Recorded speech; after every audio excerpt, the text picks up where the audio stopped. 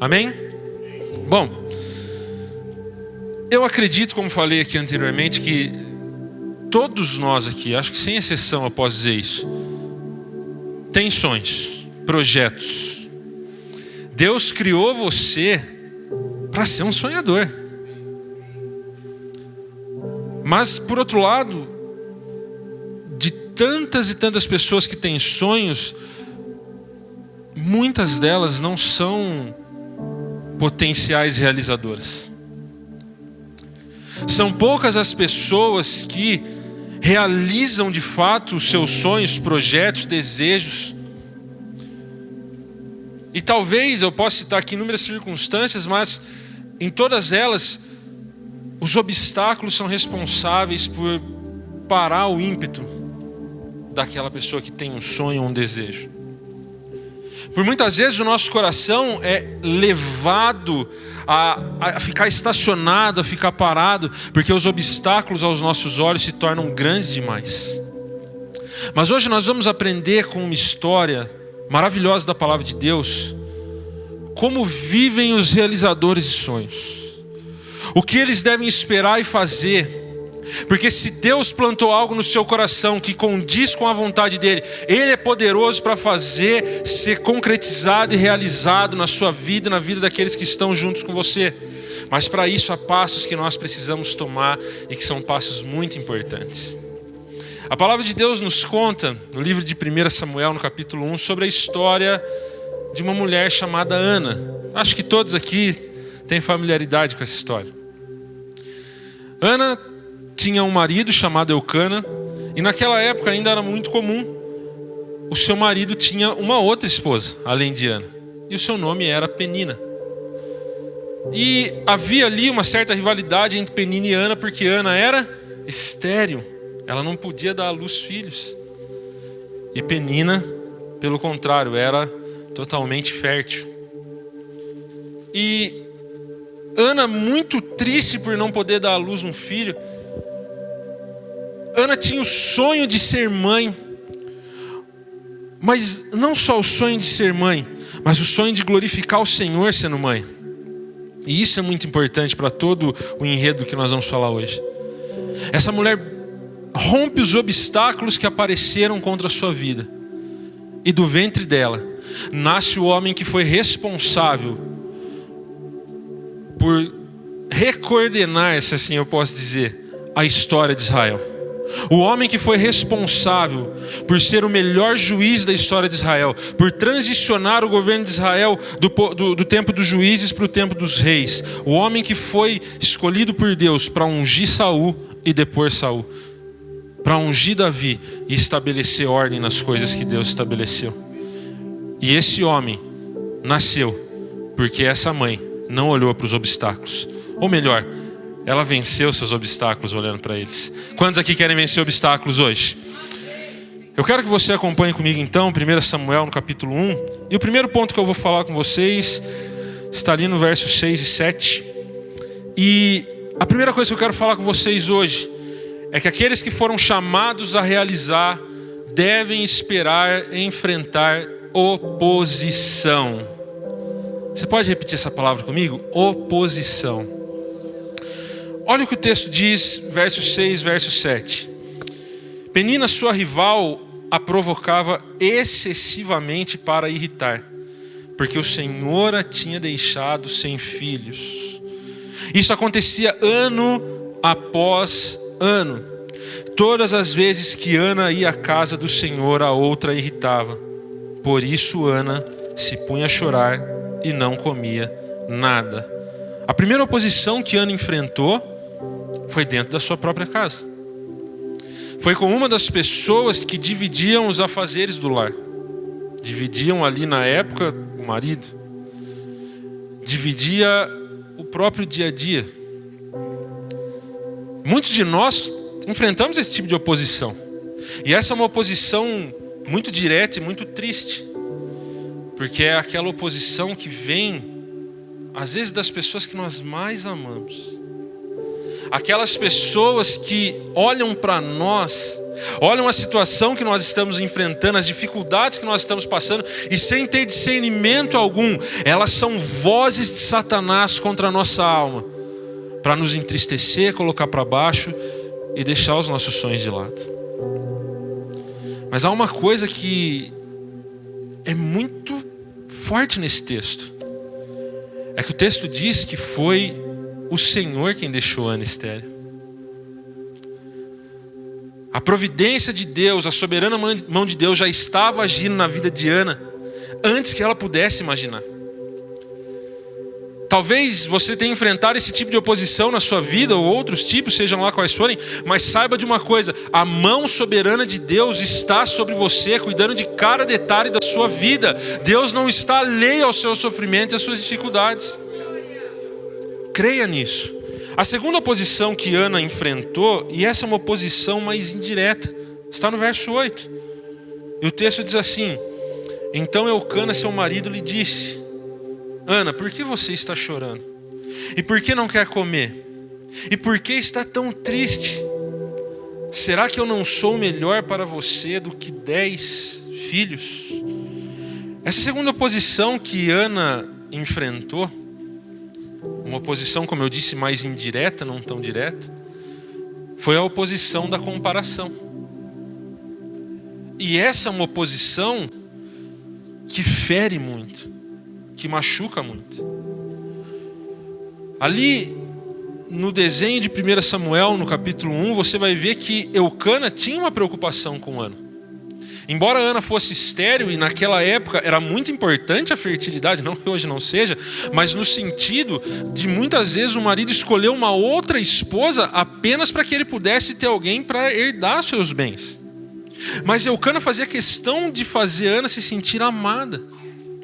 E nesse momento, Eucana, com suas boas intenções, tentando ajudar sua esposa, ele diz assim: Ana, por que você está triste? Ele sabia por que Ana estava triste. Ele sabia. Ele estava com ela há anos. Mas ele diz uma coisa que aos olhos dele é confortador, mas talvez aos olhos de Ana seja uma faca entrando no seu coração. Porque ele diz assim: eu não sou melhor para você do que ter 10 filhos. Sabe, um bom conselho na hora errada se torna um mau conselho. Porque embora Eucana estivesse ali tentando confortar a Ana, aconselhá-la de uma maneira eficaz, naquele momento, aquele coração que estava sangrando de Ana, estava clamando não apenas pelo seu desejo, não era apenas para suprir a sua necessidade de ser mãe, mas era para fazer também a vontade de Deus. Aquele não era o momento de Eucana dizer para Ana que ele era um bom marido e que era melhor que ela o tivesse do que tivesse 10 filhos. E muitas vezes as oposições que nós enfrentamos, elas são assim. Elas são sutis. São coisas que olham mais uma vez para a nossa realidade. Parece que querem nos ajudar. Tentam nos impulsionar, tentam nos fazer sorrir, tentam nos fazer bem. Mas elas erram o cerne da questão. E muitas vezes as palavras daquelas pessoas que estão junto conosco estão mais nos ferindo do que nos impulsionando. E ainda existe um terceiro obstáculo que Ana enfrentou e que está ali nos versos 12, 13 e 14. O texto diz que Ana continuava a orar diante do Senhor. E o sacerdote Eli começou a observar o movimento dos lábios dela. Porque Ana só falava em seu coração. Os seus lábios se moviam, porém não se ouvia voz nenhuma. Por isso Eli, que era sacerdote, pensou que ela estava embriagada e lhe disse: até quando você vai ficar embriagada? Trate de ficar longe do vinho. A terceira oposição que Ana enfrentou foi a oposição do julgamento. E o pior, o julgamento veio daquele que era o líder espiritual do povo, do sacerdote. Ele olha Ana orando, balbuciando ali, com aquela tristeza do seu coração, mas entregue ao Senhor. E ele, que já estava com a sua visão debilitada, olha para aquela mulher e a julga, dizendo que ela está bêbada, que ela está fazendo algo que ela não deveria estar fazendo. E quantos de nós em busca de realizar projetos, sonhos, aqueles planos que Deus colocou no nosso coração, enfrentamos em tantas alturas do campeonato julgamentos e mais julgamentos a respeito daquilo que Deus tem colocado no nosso coração. Mas esse primeiro ponto, ele vem para nos ensinar hoje, não como simplesmente vencer isso, mas que você espere que isso vá acontecer. O que Deus está falando conosco hoje é que aqueles que foram chamados para realizar, para fazer coisas grandes, eles vão enfrentar oposição, eles vão passar por momentos difíceis. Mas sabe qual é o grande ponto aqui? Sabe como é que Ana resolveu o problema da oposição?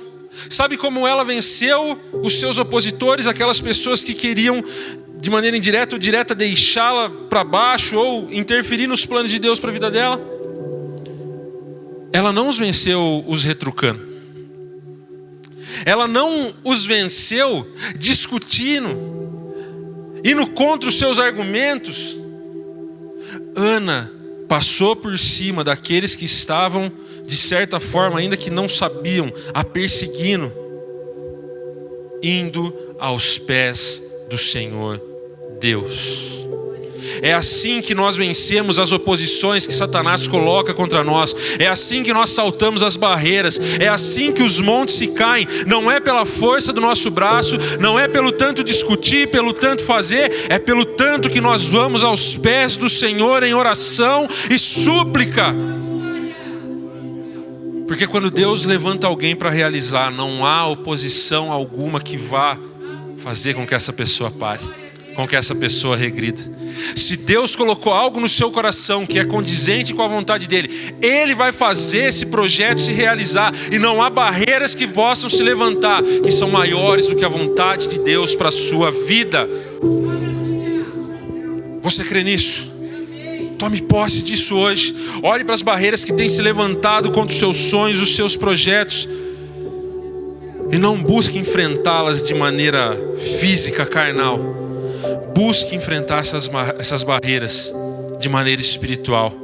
Como o apóstolo Paulo diz, a nossa luta não é contra carne e sangue, mas contra principados e potestades. A nossa luta não é contra as pessoas, mas é contra o príncipe desse mundo, contra Satanás. E muitas vezes ele usa a oposição, as pessoas, para desviar o nosso foco da luta. Amém? A segunda coisa que aqueles que foram chamados a realizar devem saber é que eles devem agir. Eu quero que você veja agora o verso 19 comigo. Como você sabe, Ana era estéril, ela estava enfrentando oposição, dificuldades das maiores. Ano após ano, o texto diz que ela era escorraçada pela sua rival. Ano após ano, ela era humilhada. Ela ficava desesperada, chorava. Imagine que Ana talvez já era uma mulher que estava alcançando certa idade.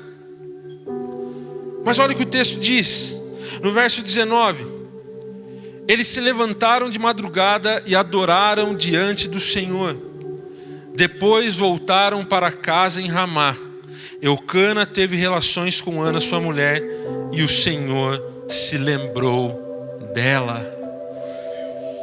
A segunda coisa que nós devemos saber é que se nós somos chamados a realizar, nós precisamos botar a mão na massa. Quando Ana estava enfrentando as oposições que nós falamos agora, em nenhum momento Ana deixou de buscar o Senhor. Pelo contrário, ela ia ao templo uma vez por ano para oferecer o sacrifício, ela buscava o Senhor. O próprio sacerdote, que era o responsável espiritual ali pelo povo, enquanto ela buscava o Senhor, julgava ela, mas ela não deixou de buscar o Senhor mesmo assim. Quando a sua rival a fustigava com tantas coisas ruins, ela continuava buscando o Senhor, ela não ficou parada. Mas o texto diz uma coisa aqui que é uma chave importante para o nosso coração. Porque muitos de nós, na busca das realizações que Deus coloca no nosso coração, às vezes ficamos sentados esperando as coisas acontecerem. Imagina você que você tem um sonho, um projeto grande, de ter um salário fixo alto, maior do que você tem hoje. Você quer ficar bem estabelecido. E você vai até Deus em oração e você pede isso. Mas você não busca um aprimoramento da sua área de trabalho. Você não busca estudar nada da sua área para que você possa alcançar patamares mais altos.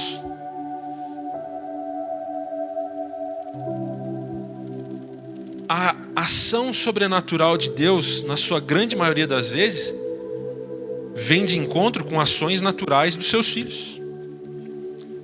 A Bíblia diz que Ana era o quê? Estéril. Ela não podia gerar. Mas depois de toda aquela humilhação, Ana vai até o templo, até o tabernáculo, adora o Senhor, e quando eles voltam para casa, ela vai se relacionar com seu marido. Naquela época, Ana não tinha talvez recursos que se tem hoje. Ela não tinha recursos médicos para talvez fazer uma cirurgia. Ela não poderia talvez ali fazer uma fertilização in vitro como se tem hoje em dia, e tantas outras coisas. Mas o que ela podia fazer, o esforço que lhe era cabido, ela fez. E ela tinha então relações com o seu marido.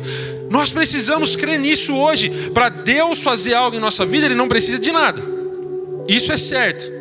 Mas o sobrenatural de Deus, as realizações que Deus tem para fazer na nossa vida, na sua grande maioria das vezes, vem de encontro com as ações que nós devemos ter nesse plano natural. Não pare, não fique parado sentado esperando a bênção de Deus cair no seu colo, porque Deus não usa ninguém que está parado.